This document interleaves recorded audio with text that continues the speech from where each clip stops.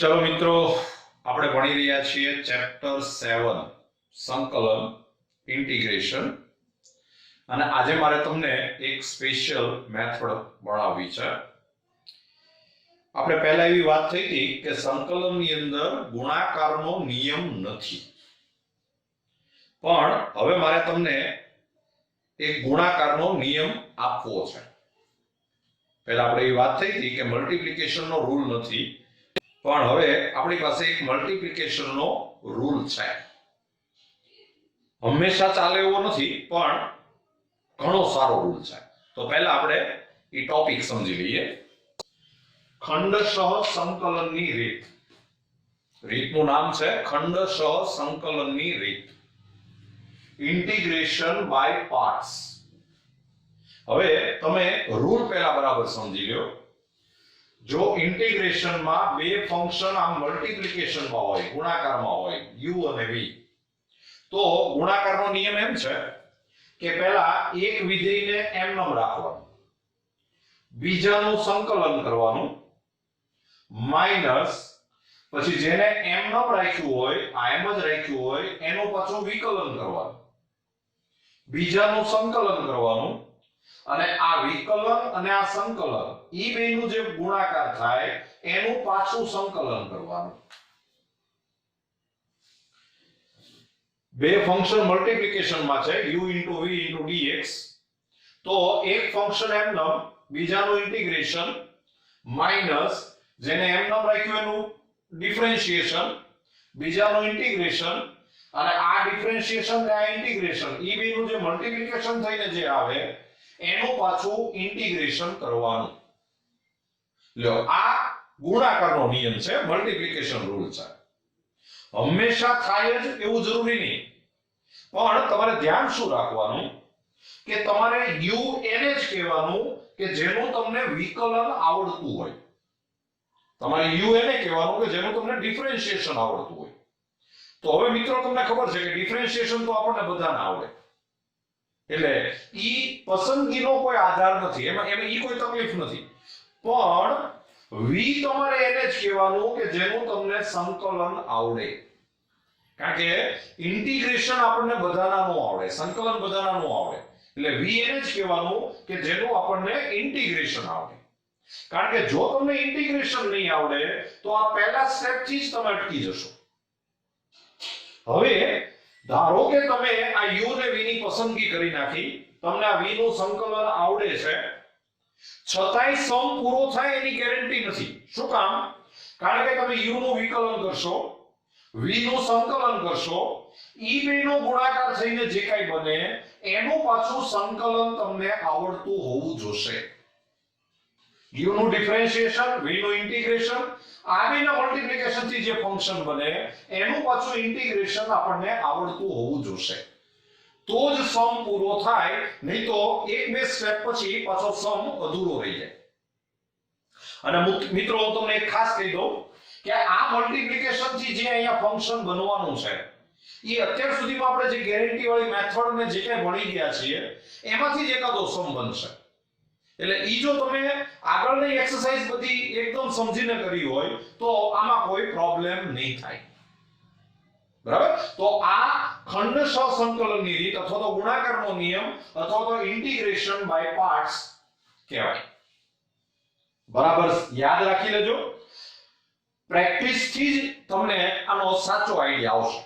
બરાબર? પણ પહેલા આ જોઈએ. ચલો મિત્રો, પહેલું એક્ઝામ્પલ જો, integration x⁵ log x dx. હવે આ બે ફંક્શન નું ગુણાકાર છે, મલ્ટીપ્લિકેશન છે. આપણે આ ગુણાકારના નિયમથી આ સમ કરવો હોય મલ્ટીપ્લિકેશનના રૂલથી, તો પહેલા મને એમ કહો કે આ બે ફંક્શન છે એમાંથી તમને સંકલન કોનું આવડે? વિકલન તો બધાને આવડે, સંકલન કોનું આવડે? તો આપણને સંકલન આનું આવડશે, આનું આપણને ઇન્ટિગ્રેશન આવડશે. એટલે તમારે આનું ઇન્ટિગ્રેશન કરવાનું છે, આનું ડિફરન્શિએશન કરવાનું છે. આ ખાસ યાદ રાખજો. આનું આપણે ઇન્ટિગ્રેશન કરવું છે, આનું આપણે ડિફરન્શિએશન કરવું છે. તો તમારે જેનું ડિફરન્શિએશન કરવાનું હોય એને એમનેમ રખાય. આ રૂલ બરાબર જોઈએ. તો આપણે પહેલું સ્ટેપ લખીએ તો એ આમ થશે કે આ log x એમનેમ into integration x raised to 5 dx minus integration આ જે એમનેમ રાખ્યું છે એનું વિકલન એનું ડિફરન્શિએશન એટલે d by dx of log x into integration x raised to 5 dx અને આ પાછું આનું dx આ પ્રમાણે સ્ટેપ લખતા આવડતું હોવું જોઈએ રાઈટ હવે log x આ x raised to 5 નું થાય x raised to 6 upon 6 minus integration આ log x નું વિકલન થાય ડિફરન્શિએશન થાય 1 upon x આનું થાય x raised to 6 upon 6 dx હવે જો મિત્રો આ વિકલન આનું ડિફરન્શિએશન અને આનું સંકલન ઇન્ટિગ્રેશન ઈ બેના મલ્ટીપ્લિકેશન થી જે આ બને છે આનું જો તમને પાછું સંકલન ન આવડે તો સમ અધૂરો રહે નહીં તો સમ પૂરો થઈ જાય અને આ આપણને આવડશે તો આપણે આગળ વધીએ તો x raised to 6 into log x upon 6 minus 1 upon 6 આગળ લઈ લ્યો integration અહીંયા cancellation થશે એટલે x raised to 5 dx અને તો પછી ફાઇનલ આન્સર આવશે x raised to 6 into log x by 6 minus 1 by 6 into x raised to 6 by 6 plus 6 અને પછી આ 6 into 6 એટલે 36 કરી નાખવાનો બાકી આન્સર આવી જોઈ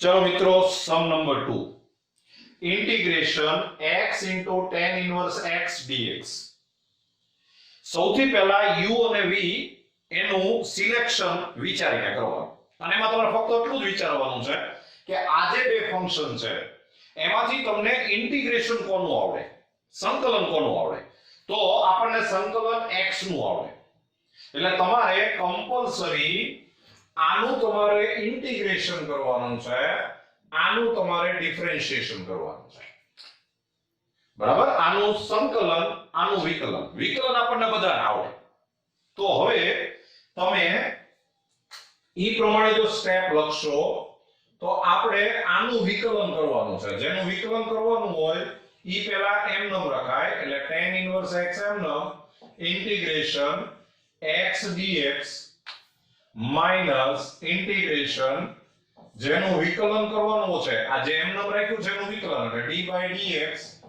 of tan inverse x into integration x dx અને આખાનું પાછું dx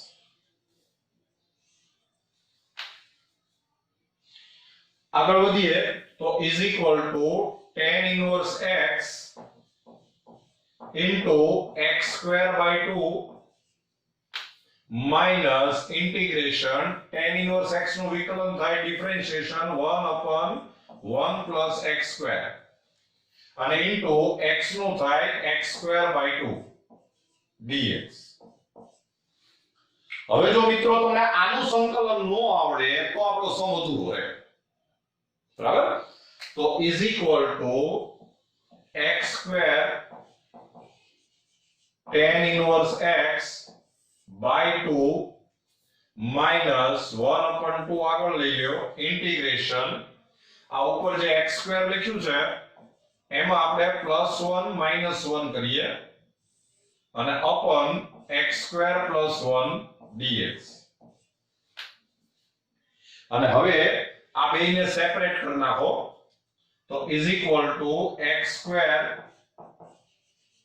tan inverse x minus 1 upon 2 integration આ સેપરેટ કરશો એટલે આ 1 dx a minus minus plus 1 upon 2 integration 1 upon x square plus 1 dx તો ફાઇનલ આન્સર આવશે અહીંયા अपन 2 છે x square tan inverse x by 2 minus 1 upon 2 આ 1 નું થાય x plus 1 upon 2 આનું થાય tan inverse x plus c. લ્યો આ જવાબ આવી ગયો જોઈએ. चलो मित्रों sum number 3 integration x sec inverse x dx.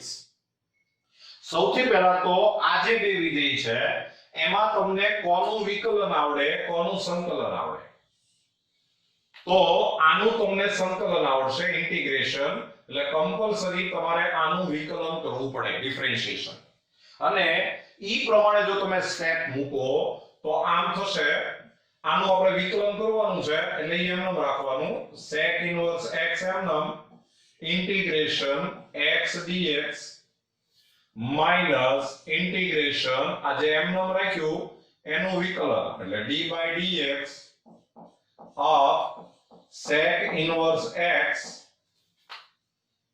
into integration x dx અને એનું પાછું dx. તમને મિત્રો હવે આ સ્ટેપ લખતા આવડી ગયું હશે. આવડી ગયું ને?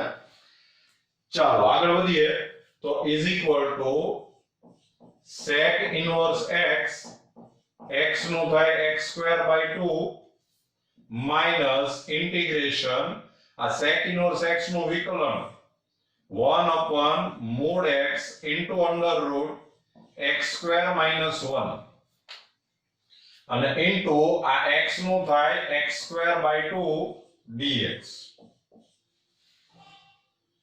તો is equal to x square into sec inverse x by 2 minus 1 upon 2 આગળ લઈ લઈએ integration. હવે તમને એક યાદ હોવું જોઈએ કે સમ છે ઈ લક્ષનો હોય વિકલનનો હોય કે સંકલન હોય લિમિટ હોય ડિફરન્શિએશન હોય કે ઇન્ટિગ્રેશન હોય મોડ તમારે પહેલા કાઢવું પડે. તો મોડ કાઢવા માટે આ x છે પોઝિટિવ છે કે નેગેટિવ છે એ આપણને ખબર હોવી જોઈએ. અને તમને સમમાં આપેલું છે કે x છે પોઝિટિવ છે એટલે આ મોડ એમનો નીકળી જાય અને ઈ x આની સાથે કેન્સલ થઈ જાય એટલે આ થઈ જશે x upon under root x square minus 1 dx. અહીં કારણ લખવું હોય રીઝન લખવું હોય તો લખી શકાય કે mod x is equal to x થાય કારણ કે x greater than 0 છે. હવે મિત્રો તમને આ સમ આવડતો હોવો જોઈએ. યાદ કરી જુઓ આ શું છે. આને આપણે આમ એરેન્જ કરવું પડશે કે is equal to x square sec inverse x minus 1 by 2 integration આ રૂટ છે એને આપણે ઉપર લઈ લઈએ x square minus 1 raised to minus 1 upon 2 અને અહીંયા બાજુમાં મૂકી દઈએ આપણે 2x dx. તો આપણે આ 2 વધારાનો મૂક્યો અને અહીંયા હું into 2 એક વધારાનો મૂકી દઉં છું. શું થયું એ તમને ખબર પડી ગઈ હશે.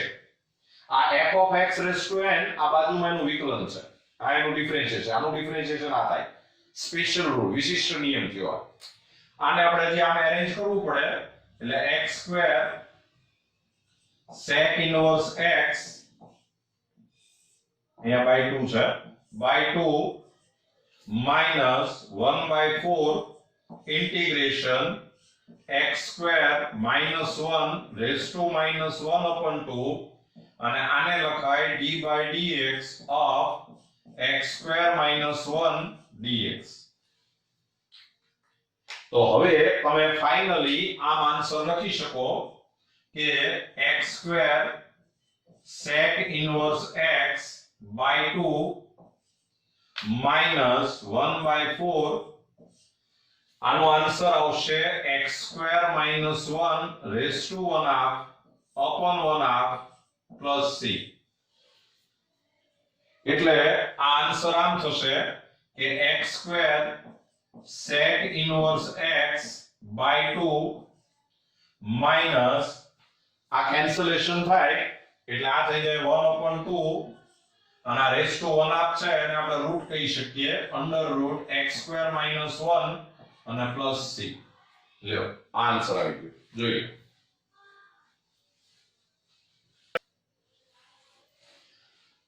ચલો મિત્રો sum number 4 integration tan inverse x dx. હવે મિત્રો આમાં તમને બે ફંક્શન જ નથી, ફંક્શન જ એક છે, વિધેય જ એક છે. તો તમારે શું કરવાનું કે બીજા વિધેય તરીકે તમારે અહીંયા બાજુમાં 1 સમજી લેવાનું, અહીંયા 1 સમજી લેવાનું. અને હવે તમે વિચારો કે તમને આ 1 અને tan ઇન્વર્સ x ઈ બેમાંથી સંકલન કોનું આવડશે?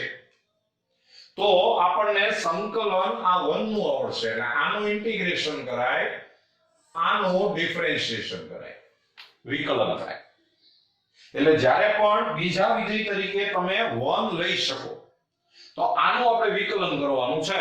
તો ઈ પ્રમાણે તમે સ્ટેપ લખો તો આમ થશે કે આ tan ઇન્વર્સ x એમનું integration 1 dx minus integration d by dx of tan inverse x into integration 1 dx અને એનું પાછું dx. તો is equal to આ 1 નું x થઈ જશે એટલે આ થઈ ગયું x tan inverse x minus integration આ tan inverse x નું થાય 1/1 plus x square આ 1 નું થઈ જાય x dx. અને હવે પાછું મિત્રો આ તમને યાદ આવવું જોશે કે આનું ઇન્ટિગ્રેશન કેમ કરાય. તો આને આપણે આમ અરેન્જ કરીએ કે x tan inverse x minus integration આ x લખ્યું ત્યાં આપણે 2x લખી દઈએ upon 1 plus x square dx આગળ 1/2 મૂકી દઈએ.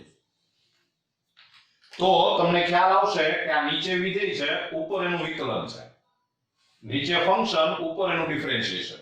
સ્પેશિયલ રૂલ, વિશિષ્ટ નિયમ.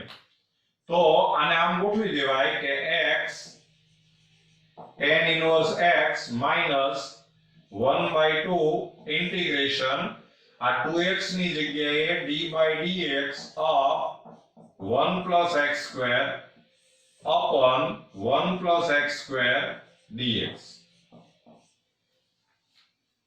અને તો પછી આનો આન્સર આમ આવશે કે x tan inverse x minus 1/2 આનો આન્સર આવે log mod f of x. એટલે આ થઈ જાય log mod 1 plus x square અને plus c. લ્યો આન્સર જોઈએ.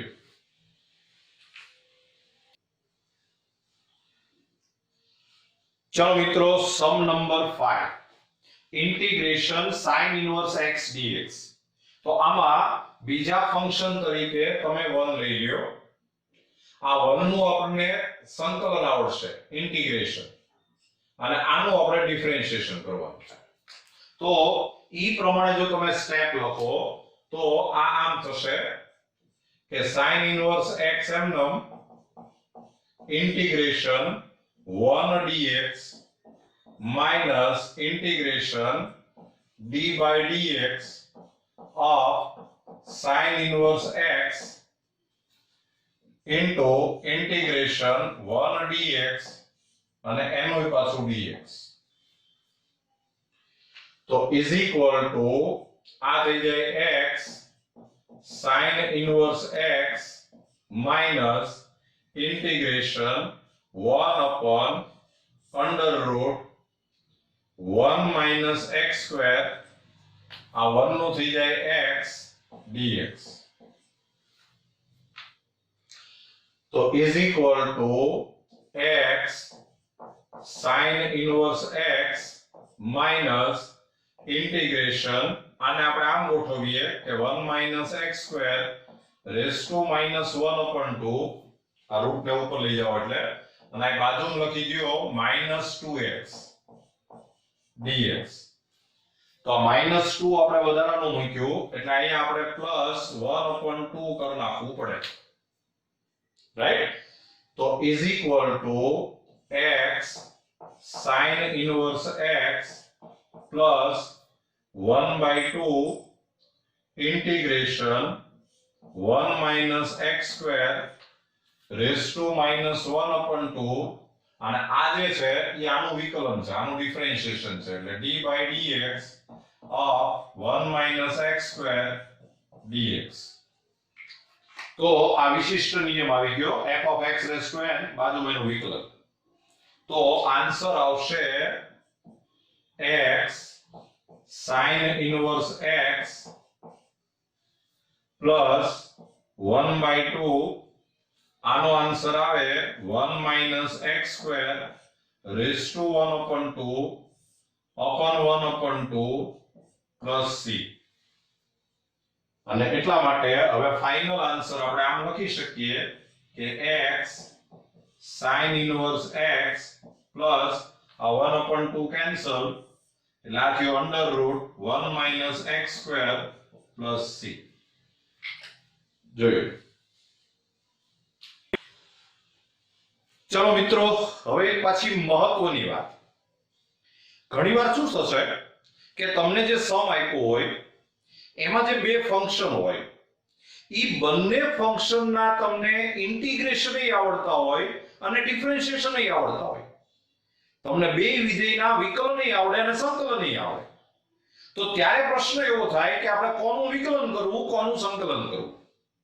સમજીને કામ કરવાનું હોય, પણ એમાં એક નાનકડો રૂલ છે. જે રૂલ હું તમને સમજાવી દઉં, પણ એ ક્યારે વાપરવાનો છે કે જ્યારે તમને બંને વિધેયના વિકલન અને સંકલન બે આવડતા હોય. તમને બંનેના ઇન્ટિગ્રેશન અને ડિફરન્શિએશન આવડતા હોવા જોઈએ, તો તમારે આ રૂલનો યુઝ કરવાનો. જો એક નોંધ કરીને લખજો, તમારે એક આ સ્પેલિંગ યાદ રાખવાનું, લાઇટ, LIATE. આ બધા લેટરનો પહેલા અર્થ સમજી લ્યો. L નો મતલબ થાય લઘુગણક, લોગેરિધમ, log, રાઈટ? I નો મતલબ થાય પ્રતિવિધેય, ઇનવર્સ ફંક્શન. I નો મતલબ થાય પ્રતિવિધેય, ઇનવર્સ ફંક્શન. A નો મતલબ થાય પદાવલી અથવા તો અંકગણિત, એરિથમેટિક. 2x + 3 હોય કે x² હોય કે x³ હોય કે x⁻², હોય. આ જે બધું છે એને તમારે એ સમજવાનું, પદાવલી સમજવાનું, એરિથમેટિક સમજવાનું. T નો મતલબ થાય ત્રિકોણમિતિ, ટ્રિગોનોમેટ્રી, એટલે cos x, sin x, tan x, એ બધું ત્રિકોણમિતિમાં ગણાય, T માં ગણાય.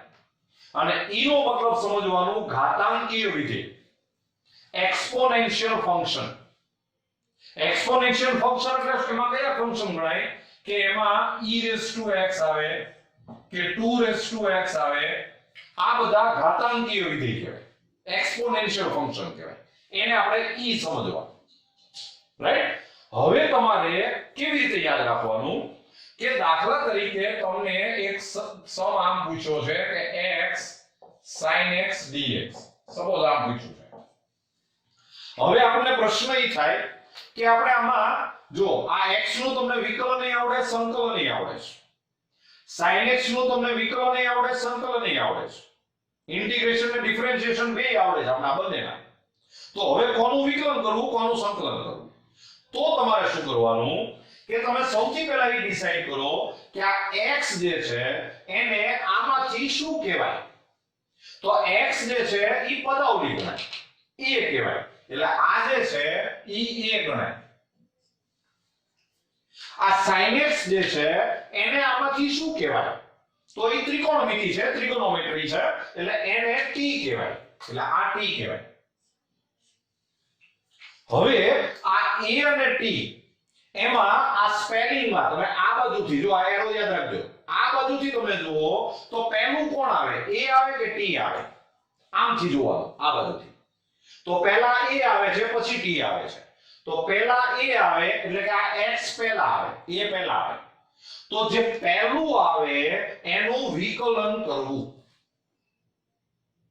જે પહેલું આવશે એનું તમારે ડિફરન્શિએશન કરવાનું. એનો મતલબ એમ થયો આ પહેલું આવે છે એટલે તમારે આનું ડિફરન્શિએશન કરવાનું, આનું ઇન્ટિગ્રેશન કરવાનું, અને એ રીતે તમારે સ્ટેપ મૂકવા, આનું વિકલન આનું સંકલન, અને એ પ્રમાણે તમે સ્ટેપ મૂકો તો તમારો સમ પૂરો થશે, નહીં તો સમ પૂરો નહીં થાય. તો મને એમ છે કે તમે આ રૂલ સમજી ગયા હશો. જ્યારે પણ તમને બંને વિધેયના વિકલન સંકલન આપે ત્યારે તમારે પહેલા સંકેત આપી દેવાના, જે કઈ વિધેય આપ્યા છે, અને પછી જે પહેલું આવે એનું આપણે વિકલન કરવાનું છે, ડિફરન્શિએશન કરવાનું છે. સમજી ગયા? છતાં આપણે એક્ઝામ્પલ તો લઈશું. ચલો મિત્રો, sum number 6, integration 2x plus 3 into sin 5x plus 1 dx. હવે તમે જુઓ, અત્યારે તમને આ બંનેના વિકલન અને સંકલન આવડે છે, બંનેના ઇન્ટિગ્રેશન અને ડિફરન્શિએશન આવડે છે. તો આપણે રૂલ પ્રમાણે સૌથી પહેલા તમે જુઓ કે આને પદાવલી કહેવાય, એટલે આને a કહેવાય, આને ત્રિકોણમિતિ કહેવાય, t કહેવાય.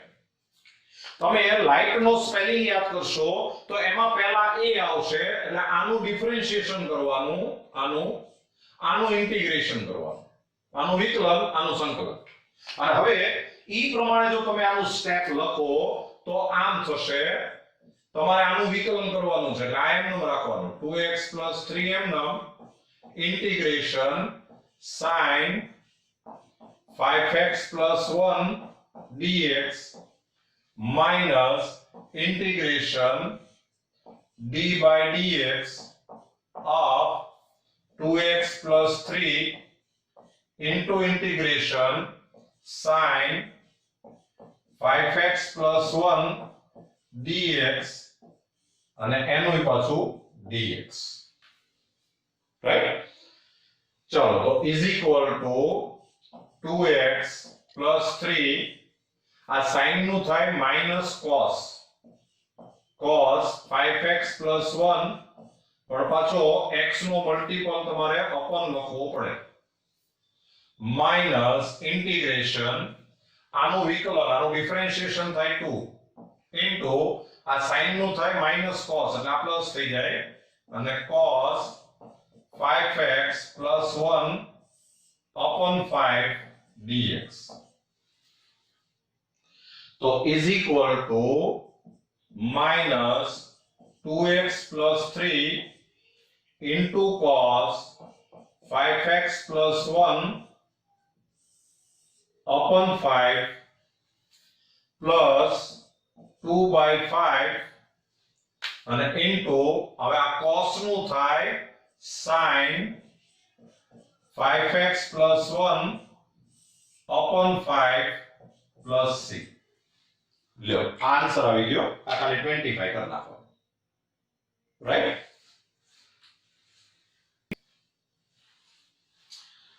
ચલો મિત્રો, sum number 7, integration x² into e raised to x dx. તો અહીંયા પણ તમે જુઓ કે તમને બંનેના વિકલન અને સંકલન આવડે છે. તો આ જે છે એને આપણે a કહેશું, આને a કહેવાય, આને e કહેવાય, એક્સ્પોનેન્શિયલ ઘાતાંકીય વિધેય કહેવાય. અને તમે લાઇટ નો સ્પેલિંગ જો યાદ કરશો તો આ પહેલા આવશે, એટલે આનું તમારે વિકલન કરવાનું, ડિફરન્શિએશન, આનું ઇન્ટિગ્રેશન કરવાનું, સંકલન. અને ઈ પ્રમાણે જો તમે સ્ટેપ લખો તો આમ થશે કે આ x² integration e raised to x dx minus integration d by dx of x² into integration e raised to x dx અને એનું પાછું dx, રાઈટ? તો x² e raised to x નો e raised to x minus integration આ x² નું થાય 2x e raised to x નો e raised to x dx.